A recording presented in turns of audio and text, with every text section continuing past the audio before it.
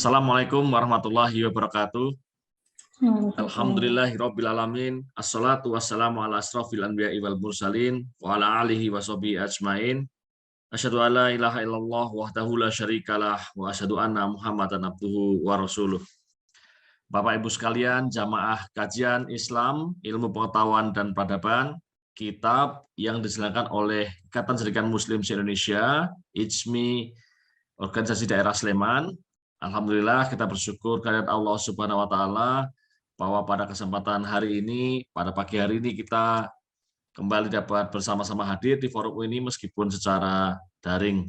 Bapak Ibu sekalian, pada pagi hari ini kita akan membahas satu topik yang cukup menarik, gitu ya, yaitu peluang dan tantangan kerjasama perdagangan antar negara-negara Muslim.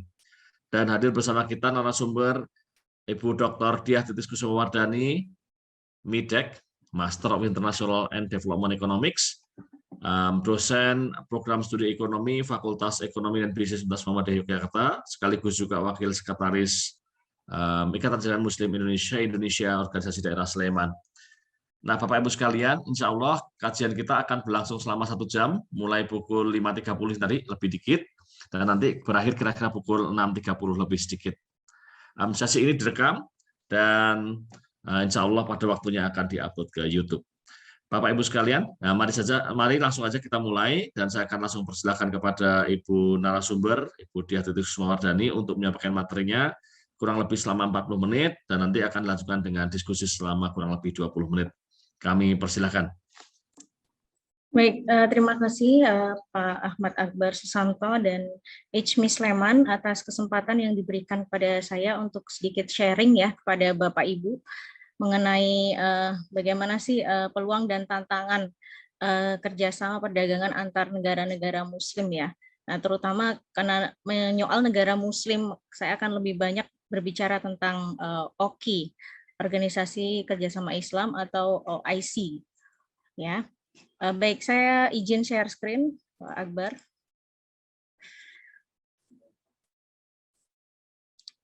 Baik, apakah slide saya sudah terlihat dengan jelas, Bapak Ibu? Sudah. Alhamdulillah. Mudah-mudahan Bapak Ibu senantiasa diberikan kesehatan. Terima kasih atas kehadiran Bapak Ibu semua, dan hari ini topik yang saya ambil tentang peluang dan tantangan kerjasama perdagangan di negara-negara Muslim. Nah, topik ini sebenarnya cukup ini ya mengemuka juga ya ketika COVID-19 ini hadir di dunia gitu ya. OKI ternyata juga memiliki banyak cerita gitu ya mengenai penanganan COVID dan lain sebagainya, dan mereka kaitkan dengan perdagangan. Nah, sebelum saya masuk ke inti daripada cerita tentang perdagangan OKI ya, saya terlebih dahulu akan memberikan sedikit pengantar gitu ya, bahwa pentingnya perdagangan internasional itu sudah lama ya diakui dalam Islam, dan menyadari pentingnya perdagangan internasional, para pemimpin Muslim kontemporer telah berusaha untuk mempromosikan perdagangan antar negara-negara yang bergabung dengan Organisasi Kerjasama Islam atau OKI. Nah, OKI ini ada 57 negaranya, ya, di mana negaranya merupakan gabungan anggota negara-negara yang memang mayoritas ya penduduk atau masyarakatnya beragama Islam. Nah, pada tahun 2005 ya, Konferensi Tingkat Tinggi Islam Luar Biasa ketiga di Mekah ya, mereka mengadopsi 10 tahun program aksi ya, 10-year program of action, yang mana di situ mencakup target-target ya untuk meningkatkan perdagangan intra OIC atau intra OKI menjadi 20% pada tahun 2015, sehingga mereka punya target-target ya, bagaimana perdagangan di antara mereka itu naik ya 20%. Nah, itu di tahun 2015. Nah, kemudian yang paling recent, paling terkini di tahun 2015 tersebut juga dilakukan deklarasi Makkah yang kemudian mengadopsi kembali 10 tahun program aksi tadi, 10-year program of action, yang mana itu mencakup target untuk meningkatkan perdagangan intra-OKI menjadi 25% ya pada tahun 2025. Ya. Namun disayangkan hingga akhir 2017 ya, pangsa perdagangan intra OIC atau intra OKI terhadap total perdagangan negara-negara OKI itu belum melebihi 17,8%. Ya. Dan selain itu, perdagangan intra OKI itu hanya terkonsentrasi ya oleh negara dan juga produk tertentu. Nah, ada negara-negara yang mendominasi, juga produk tertentu yang mendominasi. Nah, di situ hanya 10 ya negara teratas yang menyumbang ya lebih dari 70% perdagangan intra OKI. Nah, ekspor-ekspor yang ada itu sangat terkonsentrasi pada produk-produk primer ya seperti minyak, gitu, gas alam dan logam serta produk padat karya tidak terampil ya unskilled labor intensif ya dengan manufaktur teknologi intensif yang rendah. Nah, kemudian sebenarnya ya dalam Islam sendiri ya secara konseptual Islam itu telah memberikan aturan ya, dan pedoman umum dalam perdagangan internasional. Di sini saya menyebutkan bahwa perdagangan internasional dalam Islam itu telah disebutkan dalam 2 sumber utama hukum Islam, yaitu yang pertama ini salah beberapanya masih banyak ayat-ayat yang menyoal tentang perdagangan internasional, di antaranya saya sebutkan surat Al-Baqarah surat kedua ayat ke-275, kemudian surat An-Nisa ya, surat keempat ayat ke-32 dan yang paling terkenal ini surat Al-Quraisy ya, 106 ayat 1 sampai 4. Selain Al-Qur'an juga perdagangan internasional dibahas ya dalam hadis sunnah yang mengacu pada sumber fundamental kedua ya dari legislasi Islam setelah Al-Qur'an, menjelaskan perintah Al-Qur'an secara rinci, yakni sunnah-sunnah yang kemudian itu terdiri dari yang pertama nih saya sebutkan sunnah qauliyah ya, di mana sunnah qauliyah ini termasuk ucapan Nabi Muhammad gitu ya. Kemudian sunnah fi'aliyah itu adalah tindakan atau perilaku dari Rasulullah ya, dari Nabi Muhammad, dan yang terakhir sunnah takririyah itu berasal dari tersirat persetujuan ya, persetujuan tersirat baik di hadapannya ataupun berasal dari sumber lain.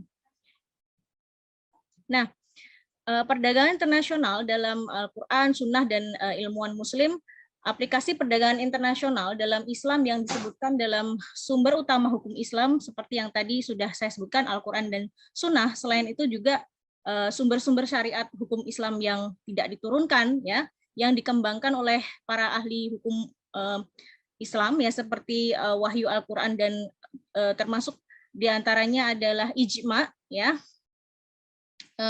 Jadi selain Al-Quran dan Sunnah tadi ada ijma atau konsensus para cendekiawan Muslim tentang suatu hukum, dan juga kias sub-ijtihad, yakni penalaran analogis yang cukup kuat. Nah, dalam Al-Quran tadi kita lebih detailnya ya, perdagangan dalam Al-Quran disebut dengan al-tijarah ya atau al-bai'. Nah, hal ini disebutkan dalam Al-Quran di surat Al-Baqarah tadi ayat 275 dan juga An-Nisa ayat 32.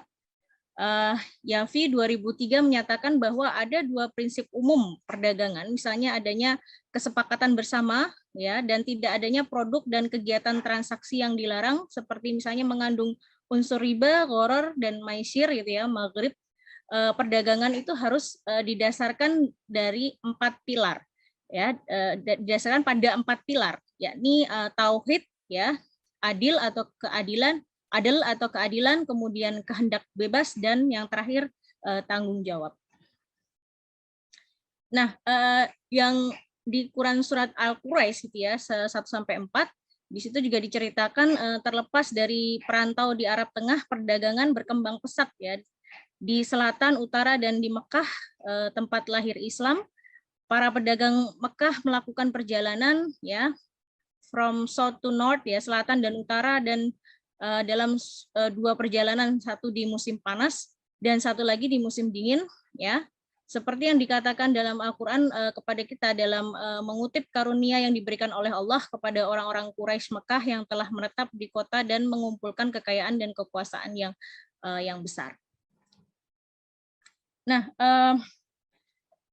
perdagangan internasional ada histori atau yang melandasi terjadinya atau adanya perdagangan internasional mulai dari pra-Islam ya, pra-Islam sebelum Islam ya. Pada masa pra-Islam Nabi Muhammad Shallallahu Alaihi Wasallam mempraktekkan perdagangan karavannya ke Syam ya. Dia menggunakan mata uang Bizantium ya, Bizantium mata uang asing dan menerapkan zakah ya, daripadanya. Praktek Nabi dalam menggunakan mata uang asing ya, hal ini membuktikan ya perdagangan internasional yang kemudian hal ini disajikan dalam tindakan Nabi ya, sunnah fi'liyah tadi ya, dalam perilaku dan sikapnya. Kemudian di masa Islam ya, di masa Islam Nabi Muhammad Shallallahu Alaihi Wasallam menerima keberadaan mata uang dinar dan dirham sebagai alat tukar pembayaran. Penerimaan uang dinar dan dirham oleh Nabi disebut sunnah takririyah ya. Jadi pengakuan dan penerimaan Nabi untuk praktik terbaik dari pertukaran dan pembayaran yang ada pada saat itu. Nah, namun ini ada cerita yang cukup menarik bahwa kata dinar itu tidak berasal dari bahasa Arab melainkan dari bahasa Yunani dan Latin ya. Secara bahasa dinar itu berasal dari kata denarius ya, Romawi Timur, dan dirham berasal dari bahasa Arab Persia yaitu dari kata drachma ya. Dalam versi lain dikatakan juga dirham diambil dari kata darm, dari perak, darm, yang digunakan oleh orang-orang Sasan di Persia. Darm telah diambil dari nama koin perak drachma yang digunakan oleh orang-orang Yunani, dan jadi ini adalah sejarah ya tentang penggunaan nama itu ternyata berasal dari Romawi dan Yunani gitu ya. Nah, kemudian pada masa pasca Islam dan hijrah ya, Nabi hijrah dari ke Tasrib ya, Madinah ya. Nabi SAW membuat banyak perubahan ya di kota tersebut. Nah, dari perspektif politik, konstitusional ya, termasuk ekonomi ya. Di sini Nabi SAW berdagang menggunakan keunggulan komparatif ya. Di sini sudah dikenal tentang keunggulan komparatif, yakni yang terlibat dari semenanjung dan keahlian komersial para pengusaha Madinah untuk mempromosikan perdagangan dan bisnis ya, dengan mengundang para imigran dan orang-orang Kristen untuk berpartisipasi dalam bisnis. Nah, oleh karena itu Nabi Muhammad SAW waktu itu juga mendorong umat Islam untuk berdagang dengan non-Muslim ya, yang disajikan dari sabda Nabi tadi berarti ada sunnah qauliyah di sini, qauliyah, yakni dikatakan 1/10 atau 1/10 dari sesuatu adalah pada orang Kristen dan Yahudi. Hadis riwayat Ahmad dan Abu Dawud.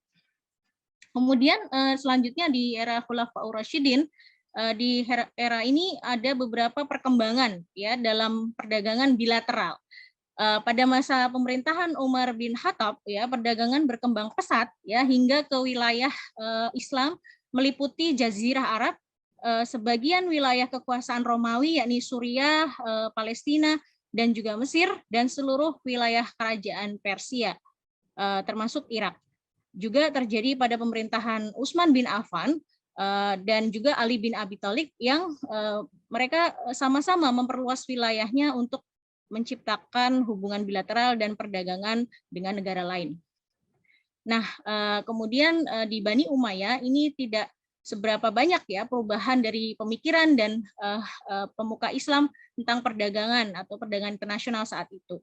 Namun kemudian di Kekhalifahan Abbasiyah sesuatu yang baru terjadi di masa tersebut ya, terutama di masa keemasan kepemimpinan Harun ar-Rasyid ya dan Al-Ma'mun, bahwa di kota Baghdad saat itu ramai ya oleh lalu lintas perdagangan antar negara, menjadikan pusat ekonomi besar di seluruh Asia Timur dan Asia Timur Tengah.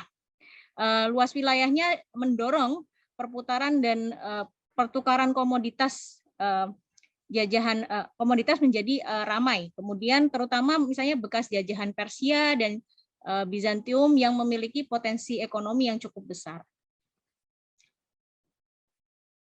Nah, pada saat Kekhalifahan Abbasiyah ini muncul banyak pemikiran-pemikiran ya dalam perdagangan internasional, diantaranya adalah Abu Yusuf yang membahas usyur ya dalam bukunya yang terkenal Al-Kharaj. Usyur ini semacam seperti tarif gitu ya. Kemudian ada juga Abu Ubaid ya dalam bukunya Al-Amwal yang pertama kali menyoroti aktivitas Nabi dan para sahabat dalam hal ekspor dan impor. Nah, Abu Ubaid ini adalah orang yang pertama mendokumentasikan kegiatan ekonomi ya pada masa Nabi Muhammad SAW, Khulafaur Rasyidin dan sahabat serta tabiat dan tabiin. Termasuk dia juga meng-highlight dari praktik perdagangan internasional ini ya terutama tadi ya impor dan ekspor. Pemikiran Abu Ubaid ini mengenai ekspor dan impor dapat dibagi menjadi 3 bagian ya, yaitu tidak adanya tarif nol dalam perdagangan internasional, lalu cukai untuk sembako lebih murah, dan ada batasan tertentu untuk cukai. Nah, Islam dari perdagangan Abu Ubaid memperbolehkan dalam hal ini cukai atau pajak yang disebut juga dengan tarif ya. Jadi tarif pada waktu itu sudah dikenal dan sampai sekarang ya tarif perdagangan itu dipakai. Pemungutan cukai merupakan praktek umum dalam perdagangan Arab atau kerajaan-kerajaan non-Arab sebelum Islam. Tindakan ini ditandai dengan pemungutan cukai barang dagangan yang diimpor atas hartanya jika masuk ke dalam negeri. Nah, sekarang kita masuk pembahasan OIC tadi, Organisasi Kerjasama Islam. Di sini data yang disebutkan dari ICDT, Islamic Center for Development of Trade. Menurut perhitungan ICDT, berdasarkan data yang dikumpulkan dari World Trade Organization, kemudian United Nations Conference on Trade and Development, UNCTAD, International Trade Center, ITC, dan World Integrated Trade Solution, WITS, di Mei 2021. Data ini masih sangat fresh ya, update. Volume perdagangan dunia turun dari 3,7 pada tahun 2019 menjadi 3,3 triliun USD pada tahun 2020 ya, karena pandemi COVID-19. Dan di OIC sendiri ya negara-negara yang paling terpengaruh ya karena pandemi ini adalah Turki, Mesir, Pakistan, Uni Emirat Arab, Iran, Maroko, Irak, Lebanon, Afghanistan, dan Yordania dengan penurunan perdagangan diperkirakan 10 miliar USD untuk setiap negara selama periode ini. Nah, pelaku utama dari perdagangan luar negeri negara-negara anggota OKI tadi meliputi Uni Emirat Arab, Malaysia, Turki, Saudi Arabia, Indonesia, Qatar, Kuwait, ya, dan juga Irak, Bangladesh, Qatar, dan Mesir, ya. Mereka telah mengamankan, gitu ya. Mereka telah mengamankan sekitar 74,3% dari perdagangan ini pada tahun 2020. Kemudian ekspor juga mengalami penyusutan ya, 9,5% dan impor sebesar 12,2% pada tahun 2020 karena dampak COVID-19. Menurut data dari International Trade Center, ITC, mayoritas produk yang dipasarkan didominasi oleh bahan bakar mineral, kemudian mesin, barang listrik, mutiara halus, barang plastik, mesin dan mekanik artikel, minyak hewani dan nabati, pakaian, kendaraan bermotor, besi, baja, sereal, farmasi, dan perangkat optik. Dan kemudian menurut kajian ICDT juga sektor yang paling terdampak dari dampak COVID-19 ini adalah perdagangan dan investasi, yakni antara lain agribisnis, kesehatan, khususnya pemasaran produk kesehatan, lalu pariwisata tentunya ya, transportasi juga perjalanan, digitalisasi dalam hal ini mungkin pengaruhnya positif ya. Digitalisasi operasi perdagangan luar negeri dan juga layanan pendidikan, e-commerce, layanan restoran dan lain sebagainya. Nah, langkah-langkah yang diambil oleh negara-negara anggota untuk mendukung ketahanan ekonomi mereka dan untuk mengatasi dampak COVID-19, ya khususnya mereka melakukan kampanye vaksinasi, kemudian stimulus anggaran, ya serta memperkuat kepercayaan dalam bisnis komunitas. Hal ini memberikan ya dampak yang cukup positif, yakni pertumbuhan sekitar 11,3% di 2020 dan 2021 dengan total PDB negara bergerak dari 6,9 miliar menjadi 7,6 miliar USD. Nah, kontribusi negara-negara berikut dalam pertumbuhan PDB itu sangat penting ya, yakni Arab Saudi, Indonesia, Nigeria, Turki, Malaysia, Amerika Serikat, Uni Emirat Arab, Iran, Mesir, Bangladesh, dan Kazakhstan.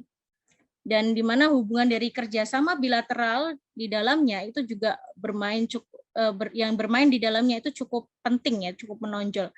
Nah, selama pandemi ya, anggota OKI itu telah memperkenalkan ya langkah-langkah anggaran untuk memastikan ketahanan ekonomi mereka, misalnya dengan menerapkan langkah-langkah pembatasan untuk mengurangi penyebaran COVID-19 dan juga memastikan adanya pasokan makanan yang penting dan juga produk-produk medis.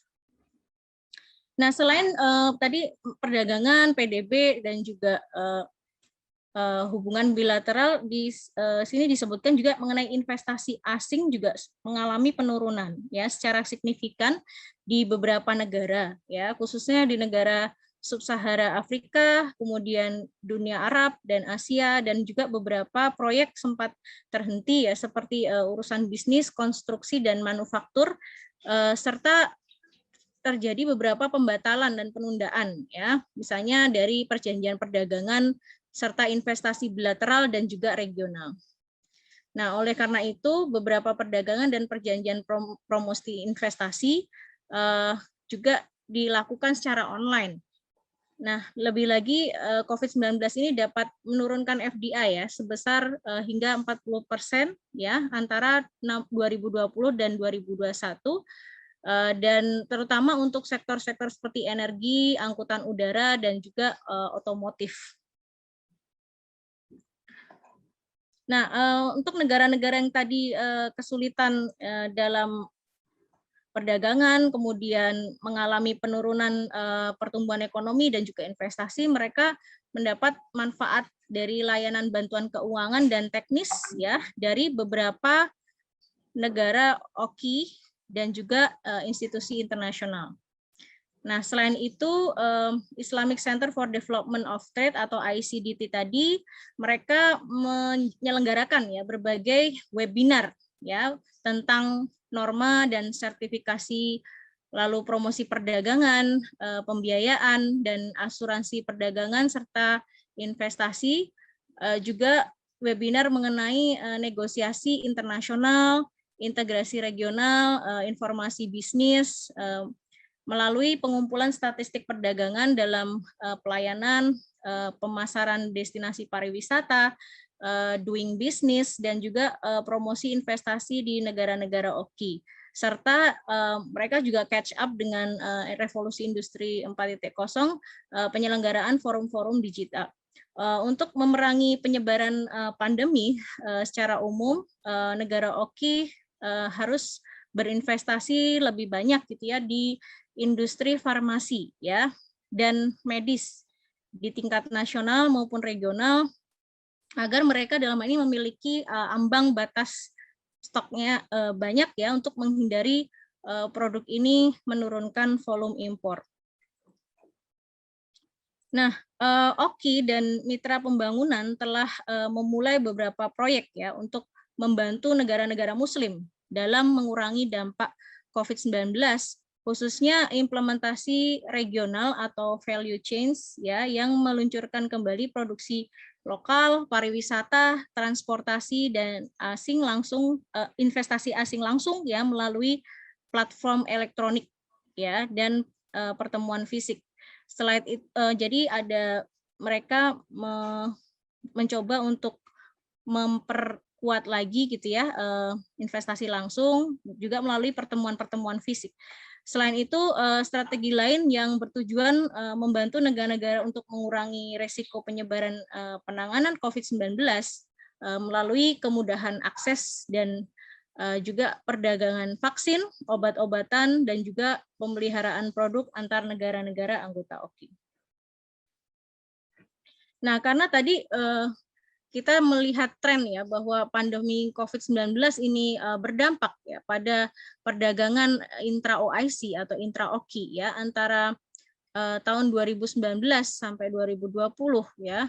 Bahkan penurunannya 15,7% ya, mulai dari 700 USD kemudian 1 miliar pada tahun 2019 menjadi 590,8 miliar ya pada tahun 2020 ya, yang disebabkan oleh penurunan perdagangan yang cukup signifikan. Dan diperkirakan ya penurunan perdagangan yang signifikan ini berasal dari negara-negara seperti Irak, kemudian Pakistan, Bangladesh, Afghanistan, Oman, Mesir, Yordania, Iran, Kuwait, Yaman, Maroko ya. Karena pada saat COVID-19 itu terjadi pembatasan ya rantai pasok dan juga adanya gangguan yang diadopsi oleh beberapa negara OKI ya. Dan juga adanya konsentrasi ya di pasar domestik yang secara berurutan untuk memenuhi kebutuhan penduduk. Nah, berikut adalah evolusi daripada perdagangan OKI, anggota-anggota OKI ya di antara 2016 dan 2020. Di situ terlihat trennya meningkat ya, tapi ada tren penurunan ya di tahun 2020 ya, ketika saat itu pandemi COVID-19 cukup parah gitu ya. Dan sebelumnya trennya kalau misalnya dari World Trade ini juga menurun ya, intra OIC ekspor di sini perdagangannya juga relatively fluktuasi ya, tetapi di sini terjadi tren peningkatan di tahun 2018 ya, cukup signifikan. Dan ketika pandemi ini mulai menurun ya di tahun 2019, tapi semakin menurun ya di tahun 2020 cukup signifikan ya, 200 sekian miliar gitu ya. Ketika dilihat dari tren evolusinya juga cukup terjadi penurunan ya dari tahun 2016 sampai 2020. Nah, pelaku utama perdagangan intra-OKI adalah Uni Emirat Arab, Turki, Arab Saudi, Malaysia, Indonesia, Mesir, Irak, Pakistan, Bahrain, dan Kuwait bersama mereka mencatat 73,4% ya dari perdagangan intra-OKI. Intra-OKI itu maksudnya perdagangan antar negara-negara OKI itu sendiri ya. Mereka cukup dominan ya, negara-negara tersebut mencatat 73,4% ya dari intra OIC. Nah, ekspor intra-OKI dirasakan sebesar 14,3 mencapai volume USD 37,3 miliar pada tahun 2019 ya, terhadap 39,8 miliar pada tahun 2020 ya. Di situ terjadi tren penurunan karena adanya pengurangan ekspor ya yang diarahkan ke negara-negara anggota ya, seperti negara yang disebutkan ini ya. Dan juga produk ekspor utama adalah misalnya seperti bahan bakar mineral, mutiara, plastik, minyak hewani dan nabati, besi dan baja, mesin mekanik dan barang-barang elektronik, aluminium, mobil pariwisata, dan juga buah-buahan. Dan negara tantangannya adalah bahwa negara OKI atau perdagangan di intranegara OKI itu hanya terkonsentrasi di wilayah-wilayah seperti sebagai berikut ya.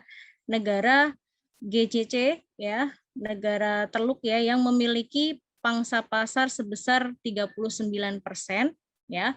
Lalu diikuti oleh negara-negara Asia ya, Muslim dari Asia sebesar 25,3%. Kemudian baru negara-negara Timur Tengah sebesar 24,5%, disusul negara-negara Afrika Sub-Saharan 6,8%, dan yang paling kecil negara-negara Persatuan Arab Maghrib ya sebesar 4,5%. Nah, dan di sini juga ditekankan lagi bahwa pandemi COVID-19 ini benar-benar mempengaruhi ya pangsa perdagangan intra-oki ya, dan menurun sebesar tadi 5,53% dari 18% pada tahun 2019 menjadi hanya 17,91% pada tahun 2020. Nah, penurunan itu juga diakibatkan karena adanya fluktuasi harga ya, seperti produk-produk energi medis dan produk pertambangan ya. Kemudian selain itu juga adanya perubahan nilai tukar, kemudian gangguan rantai pasok internasional, serta yang paling berpengaruh adalah pendapatan dari sektor pariwisata ya, di mana pendapatan tersebut merupakan sumber mata uang untuk beberapa negara anggota OKI. Nah, dari analisis yang sudah kita pelajari bersama tadi dari laporan ICDT, laporan World Trade Organization, dan beberapa organisasi dunia tentang perdagangan, dapat ditarik kesimpulan bahwa arus perdagangan negara-negara anggota telah menyaksikan turbulensi yang tidak tertandingi ya, karena COVID-19 tadi dapat mengganggu rantai pasok ya, bahan baku dan produk industri, serta jasa komersial, terutama transportasi, kemudian pariwisata, pendidikan, dan tadi seperti proyek-proyek dan negosiasi sempat tertunda seperti itu. Kemudian perdagangan luar negeri telah menurun sekitar 11% ya, dan perdagangan dari intra-oki sendiri menurun sekitar 15,7% antara 2019 dan 2020 ya, dan mungkin berubah ya antara nanti 2021 ke 2022 dari proyeksi laporan tersebut. Jika misalnya nanti ke depannya ya ekonomi itu katanya selalu positif thinking ya, penyebaran COVID itu melemah gitu ya, dan juga misalnya kampanye vaksinasi terus berjalan ya seiring dengan perdagangan dan transportasi mencabut ya pembatasan perdagangan produk dan jasa di seluruh dunia. Nah, kemudian kesimpulan yang ketiga, mengingat situasi saat ini negara-negara anggota, kemudian lembaga OKI dan pembangunan mitra harus terus berkolaborasi satu dengan yang lainnya ya, untuk dalam hal ini memfasilitasi perdagangan dan juga investasi ya di antara negara-negara OKI dengan menyelenggarakan ya lebih banyak lagi kegiatan-kegiatan yang dalam hal ini menargetkan promosi, kemudian fasilitasi, kemudian pembiayaan ya, dan juga penjaminan perdagangan antar negara-negara di kawasan atau zona OKI. Nah, rekomendasi daripada persoalan ini yang patut disebutkan bahwa negara-negara anggota OKI berinvestasi dalam menciptakan free trade area atau area perdagangan bebas secara progresif, dan juga mematuhi prinsip-prinsip panduan untuk memfasilitasi investasi, juga integrasi value chain tadi, intra dan interregional negara-negara OKI dalam karena sangat domain industri halal ini sangat dekat dengan Muslim ya, harusnya negara-negara OKI harus juga memfasilitasi integrasi rantai nilai dalam domain industri halal gitu. Kemudian teknologi informasi dan komunikasi, logistik, transportasi, agribisnis, kemudian tekstil, farmasi, kulit, mobil, energi dan yang terbarukan, di mana negara-negara anggota ini memiliki potensi yang cukup besar ya dalam rangka mengatasi dampak pandemi COVID-19.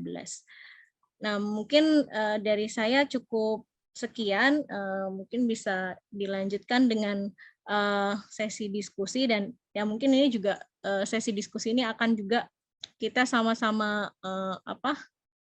mengkaji gitu ya. Mungkin kalau misalnya saya kurang bisa menjawab, kita bisa membuat sebuah solusi bersama mengenai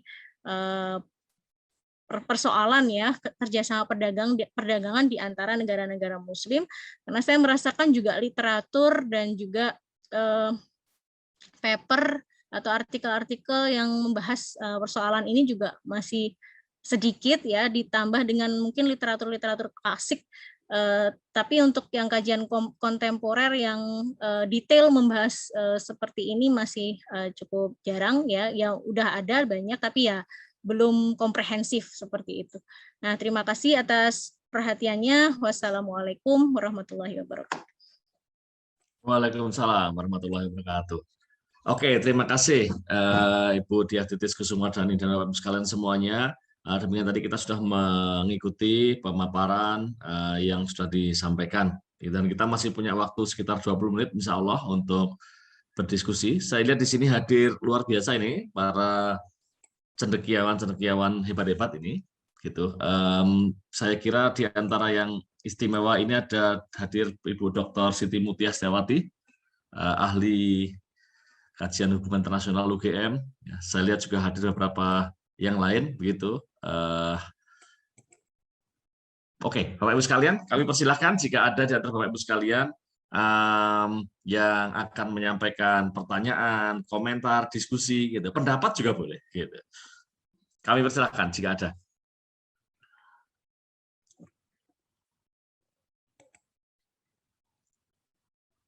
Dari sudut pandang keilmuan yang berbeda-beda, barangkali di sini juga ada Bapak Agni Alam Awirya, ini dari Bank Indonesia.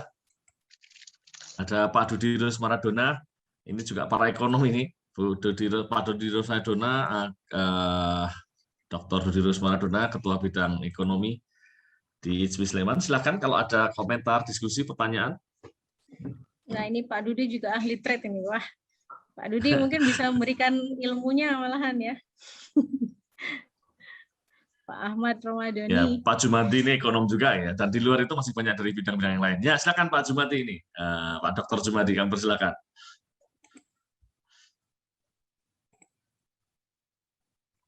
Mungkin langsung saja Pak Dr. Jumadi, kami persilakan.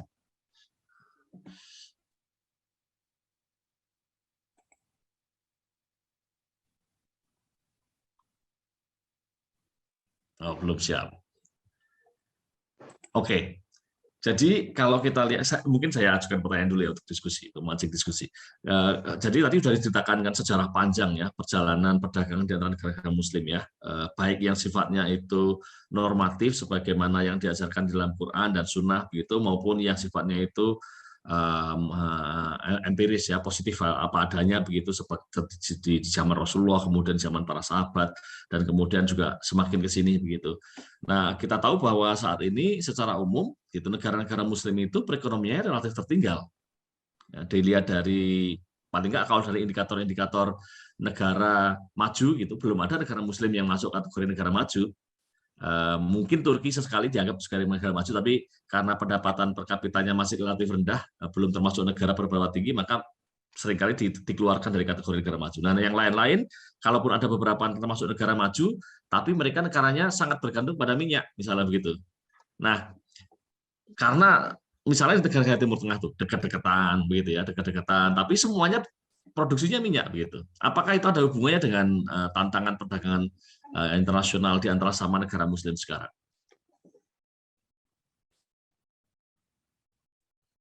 Boleh yang terakhir Pak, yang diulang gitu, yang Ya, terakhir tadi kan gini. saya... Jadi fakta bahwa negara Muslim itu perekonomiannya tertinggal begitu ya. Satu, kedua fakta bahwa sebagian negara Muslim terutama Timur Tengah itu produksinya sama. Jadi produk utama mereka itu sama-sama minyak bumi, gas begitu ya. Apakah itu juga menjadi salah satu tantangan dalam perdagangan internasional di antara negara-negara Muslim tadi? Ya, tadi saya sebutkan bahwa salah satu tantangan adalah bahwa produk-produknya itu terkonsentrasi di produk tertentu, jadi mungkin pangsa pasarnya juga terbatas ya.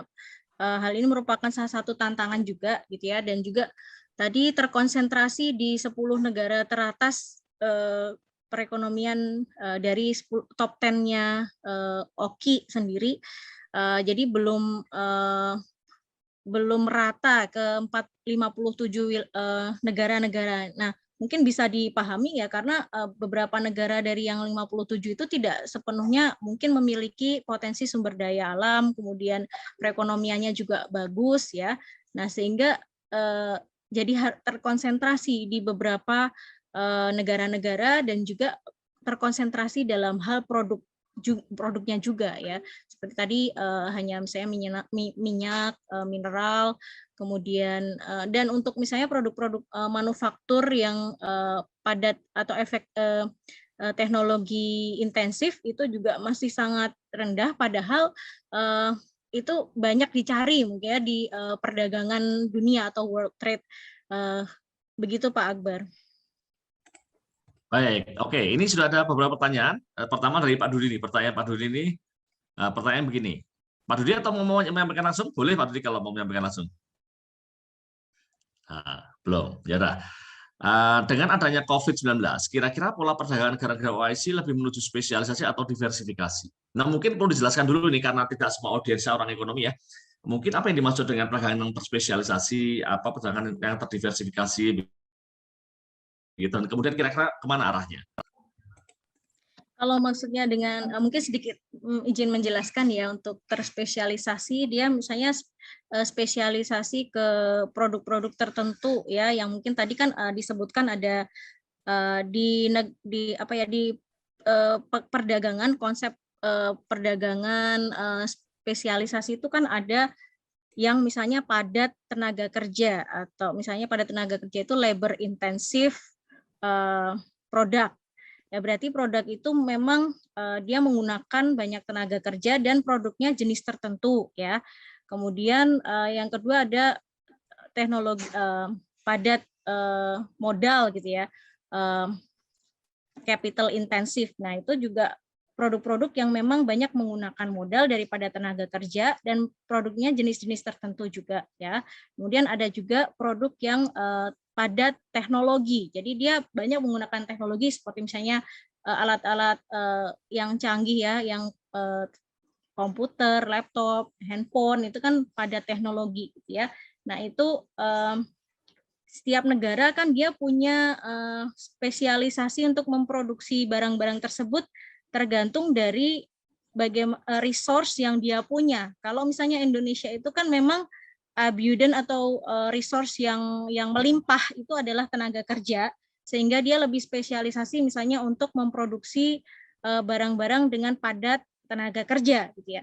Nah, mungkin di negara-negara maju gitu ya, yang kemudian mereka memiliki kelimpahan modal, mereka akan lebih cenderung untuk memproduksi barang-barang yang padat modal ya, negara-negara Inggris, Eropa. Nah, mungkin untuk negara seperti Jepang yang teknologinya maju, mereka akan memproduksi barang-barang produk yang padat akan teknologi. Nah, spesialisasi di sini maksudnya mereka akan spesialis ke produk-produk yang mungkin dalam hal ini ketika mereka memproduksi itu, mereka memiliki cost yang relatif rendah ya, sehingga mereka spesialis untuk memproduksi barang-barang tersebut yang memiliki keunggulan komparatif kalau dalam hal teorinya perdagangan internasional ya, ketika dia memproduksi itu cost-nya rendah dibanding atau mungkin dia memiliki keunggulan dibanding ketika dia harus memproduksi barang lain, yang mana kalau memproduksi itu jatuhnya mahal gitu ya. Jadi dia produksi barang-barang tersebut. Itu spesialisasi.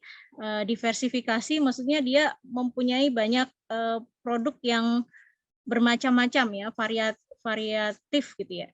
Nah, seperti itu Pak Akbar. Nah, kemudian untuk Ya, jadi kan pertanyaan gini, oke, pertanyaannya, tadi kalau spesialis itu maksudnya satu negara, ya, tadi kan gini, kalau spesialisasi itu maksudnya adalah sebuah negara itu fokus pada produk tertentu, ya nggak? ya. Kalau diversifikasi itu artinya sebuah negara itu dia memproduksi banyak macam-macam produk begitu. Nah, pertanyaannya, sesudah ada pandemi COVID-19, apakah ada pola yang berubah atau sama aja? Gitu. Nah, selama ini kalau berdasarkan teori keunggulan komparatifnya David Ricardo yang menyatakan kalau suatu negara itu dia akan mendapatkan trade gain atau keuntungan perdagangan ketika dia spesialis di satu produk yang kemudian dia memiliki kelimpahan ya sumber daya. Nah, sampai saat ini masih memakai teori itu. Nah, ketika pandemi COVID-19, saya pikir dengan berspesialisasi ini sebenarnya juga ya masih relevan gitu ya. Karena ketika kita terlalu melakukan diversifikasi produk tapi tidak punya keunggulan di situ gitu ya, itu juga akan berat juga ya, kan malah justru tidak efisien ya seperti itu. Nah, kalau menurut pandangan dari ahli-ahli ekonomi terutama international trade ya, mungkin spesialisasi itu masih relevan ya untuk dipilih ya dibandingkan misalnya dengan diversifikasi. Namun kalau masalah diversifikasi itu ketika nanti ada perubahan peta dalam hal misalnya kayak misalnya di OKI sendiri kan akan ada misalnya sudah ada ya Islamic Commercial Market ya kemudian misalnya negara-negara Islam mulai menjawab tantangan itu dengan misalnya membuat tourism halal tourism gitu ya, halal farmasi yang mungkin itu pangsa pasarnya cukup menjanjikan, mungkin bisa menyambut tantangan itu gitu ya. Tapi untuk masalah spesialisasi tadi masih relevan untuk kemudian kita pakai acuannya sampai sekarang gitu ya. Terlepas nanti ada peluang ke depan gitu yang bisa disambut tentang halal industri tadi, mungkin bisa jadi diversifikasi itu bisa memerankan perannya. Baik, terima kasih. Mana kesulitannya? Oh iya, silakan Pak Budi. Iya, matur nuwun kesempatannya. Jadi ya, tapi mungkin singkat biar kita waktu cukup nanti. Ya. Karena memang karena saya tidak meneliti OIK ya, kalau di MENA sendiri kalau itu polanya memang lebih ke diversifikasi. Meskipun itu mungkin derajat diversifikasinya tidak terlalu, itu ada yang indeksnya. Jadi begini, misalkan kalau contohnya kalau yang David Ricardo itu mesti negara akan berspesialisasi pada satu produk. Misalkan kita ambil contoh mobil. Mestinya Indonesia nggak perlu bikin mobil karena kan kita tidak, tadi dikatakan tidak technological intensif, tapi pada kenyataannya sekarang mobil-mobil yang yang low itu malah justru diproduksi di Indonesia. Jadi terjadi intra-industry trade, sehingga mestinya kalau menurut teorinya David Ricardo itu harusnya Indonesia nggak usah produksi mobil, tapi ternyata yang namanya mobil-mobil yang Astra dari Innova ke bawah, Avanza dan lain-lain itu kan malah justru diproduksi di Indonesia karena adanya transaction cost, transportation cost yang mahal, kemudian harga tenaga kerja dan seterusnya. Nah ini mungkin kalau yang MENA kecenderungannya, yang OIK itu apakah memang sudah ada pola diversifikasi dengan adanya COVID itu apakah semakin melaju atau justru kembali pada spesialisasi? Mungkin itu aja, Mas Tuan. Oke, terima kasih Pak Rudi. Ya. Silakan dijawab singkat, terus nanti kita pindah ke pertanyaan berikutnya. Ya, secara singkatnya kalau dari data ICDT, data-data dari UNCOMTRADE dan data yang sudah saya sajikan tadi, karena sepertinya OIC itu masih kekeh untuk dia terkonsentrasi di produk-produk tertentu mereka yang mungkin masih ke produk-produk unggulan ya, seperti misalnya minyak, gas alam, plastik, otomotif dan lain yang mungkin merupakan keunggulan komparatif mereka gitu ya. Kalau dari sampai sejauh ini Pak Dudi. Mungkin demikian Pak. Baik, mungkin kalau di MENA punya tren yang berbeda ya. Ini baik, itu masih alhamdulillah ini ada sejumlah respon gitu ya. Nanti ada sesudah ini saya akan persilakan Pak Jumarodin dulu. Kemudian nanti ke Ibu Siti Mutiah dan kemudian ke Pak Agni. Tapi saya sapa dulu di sini, alhamdulillah terima kasih sudah hadir Ibu Dr. Arifah Rahmawati, Dr. Suharno, Dr. Mayang Palupi, Bapak Muhammad Rosyid ini, kemudian juga ada Dr. Islamiyatur Rahmah, ada Bapak Agus Suratno, ada Mas Rama Sidki. Saya kira forum ini dari sisi jumlah boleh kecil gitu, tetapi dari sisi kuantitas sebenarnya sangat luar biasa gitu ya. Itu menghadirkan sekian pakar di bidangnya masing-masing dalam satu forum gitu. Oke, Pak Juma, saya akan persilakan Pak Juma mungkin untuk menyampaikan langsung nih Pak Juma. Saya mohon maaf Pak Juma, tadi saya pikir Pak Jumadi karena di IJMI Sleman juga ada Dr. Jumadi gitu. Ternyata ini Bapak Jumarodin gitu ya, dari Divisi Media IJMI Yogyakarta. Pertanyaannya akan disampaikan langsung atau kami bacakan Pak? Dibacakan aja. Oh, dibacakan, oke. Baik, terima kasih Pak. Ini Pak, saya Jumarodin, Divisi Media IJMI Yogyakarta. Pertanyaannya begini. kenapa umat Islam punya gerakan sholat berjamaah, tapi kadang kalau udah urusan ekonomi nggak bisa berjamaah, gitu kira-kira begitu ya, ini maksudnya gitu ya. Ya, Jadi betul. kenapa kalau udah urusan ekonomi jemaah berjamaahnya itu kurang, gitu. Termasuk mungkin dapat hak internasional ini, gitu. Itu kira-kira gimana? Ya, Terima kasih Pak terima Juma. kasih Pak Jumarodin atas pertanyaannya. Jadi saya mengamati dari kasus OIC sendiri ya, karena saya dari tadi membahas tentang OKI. Yang pertama memang karena wilayah OKI ini cukup secara geografis itu agak kurang berdekatan gitu ya. Jadi ketika masalah transportation cost gitu ya, itu juga menjadi perhatian, menjadi kendala koordinasi dan lain sebagainya ya. Meskipun dalam satu Islamic Brotherhood ada ukhuwah Islamiyah, tetapi jarak itu juga ternyata ada mengandung kendala tersendiri gitu ya untuk jarak. Kemudian persatuan antar umat Islam itu juga sebenarnya belum terlalu kuat gitu ya. Meskipun ya di surat Al-Hujurat juga sudah disebutkan bahwa anjuran untuk umat itu supaya bersatu, supaya dalam barisan yang kuat gitu ya. Tetapi pada kenyataannya umat Islam sendiri mungkin terkadang ada persoalan yang secara ya tadi geografis, kemudian kerjasamanya belum kuat ya.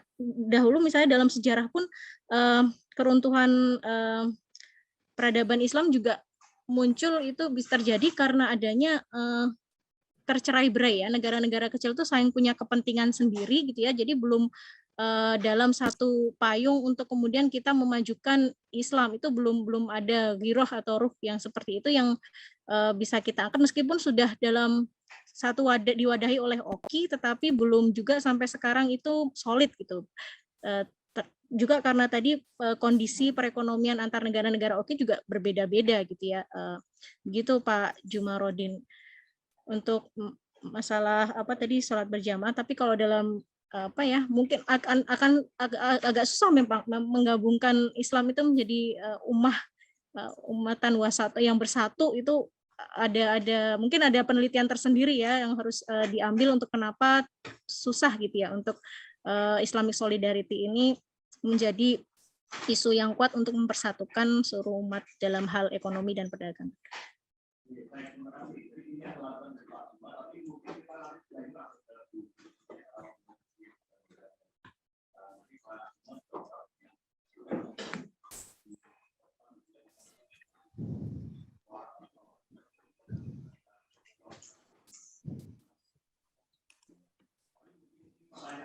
Pak Akbar masih mute.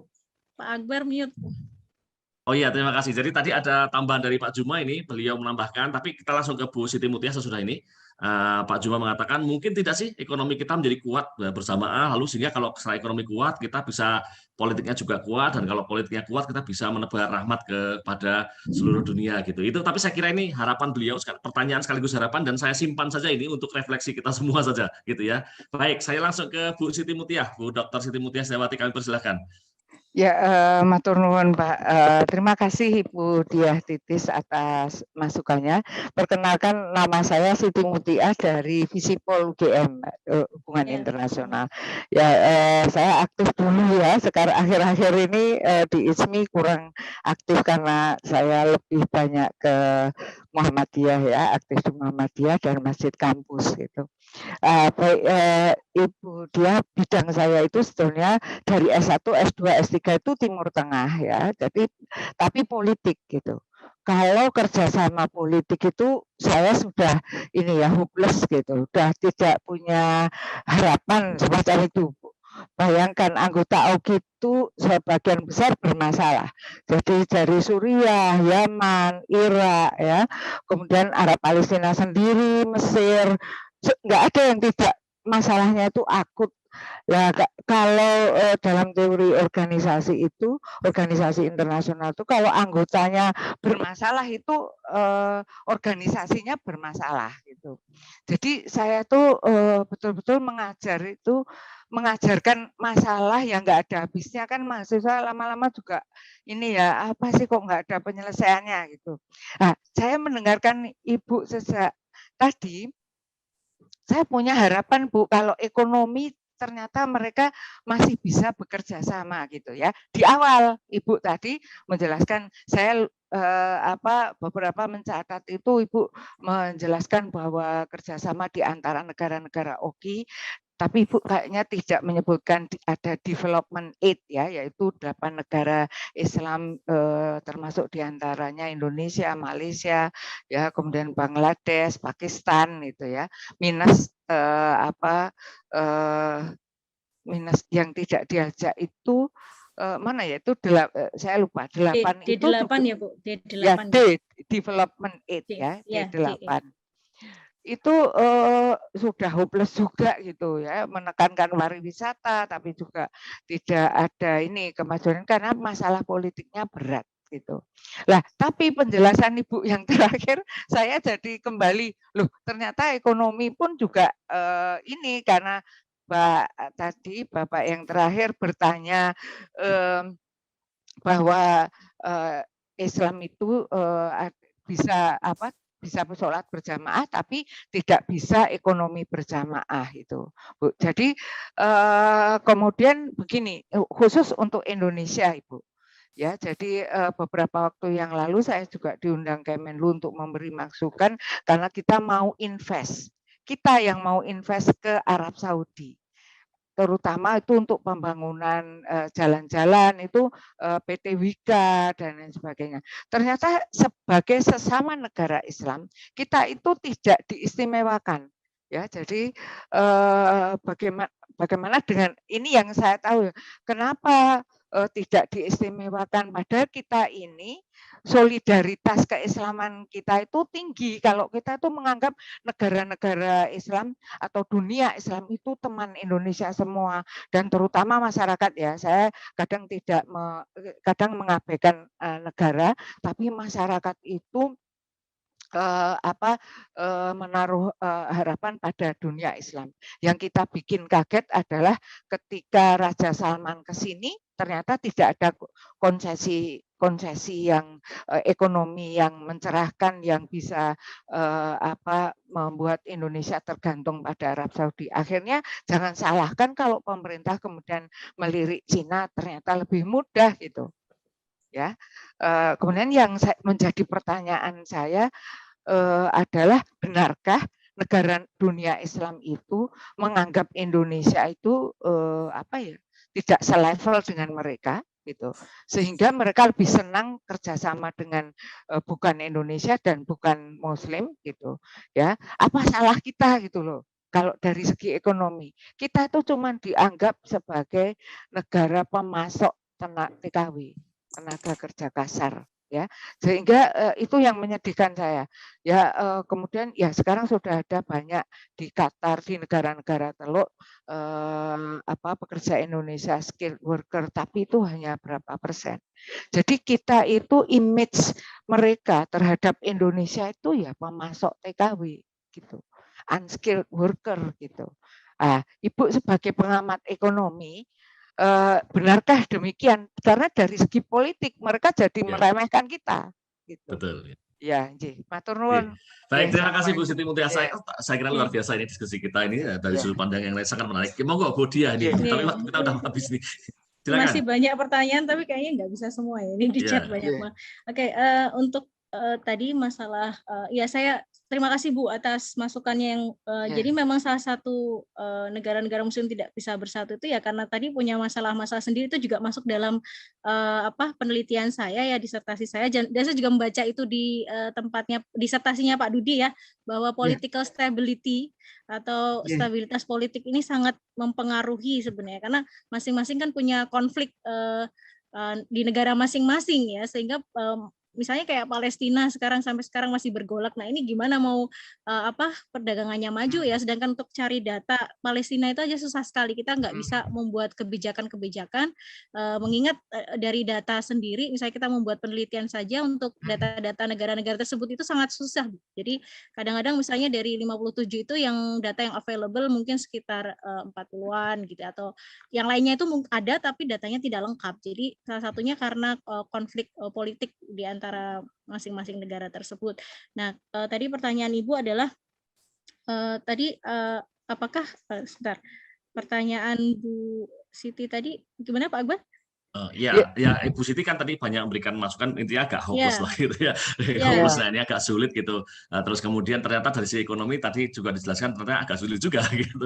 Ya, gitu. Dan tadi beliau juga menyampaikan posisi Indonesia yang di mata sebagian negara muslim dipandang yang lain sebelah itu mata tadi ya Bu. sebelah mata. Ya, karena Indonesia hanya sebagai pemasok tadi, pemasok bahan-bahan mentah. Jadi ya memang karena secara apa ya sumber daya Indonesia memang masih pada tataran labor intensifnya itu yang unskilled Bu. Jadi kalau dari data UN Comtrade yang saya pakai untuk data riset saya, memang lebih konsentrasi Indonesia untuk tenaga kerja yang tidak terampil, ya produk-produknya memang di situ itu ya banyak.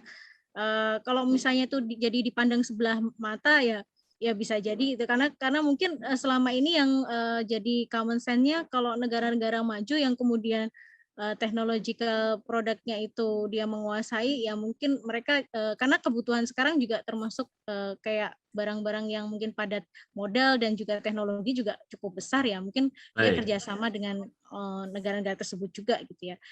Baik, Pak Ibu sekalian nih sayangnya waktu kita udah hampir mepet nih. Terakhir satu aja kalau udah terlanjur tadi saya sebutkan gitu ya dari Pak Agni. Tapi mungkin ini kita ambil dalam konteks diskusi kita.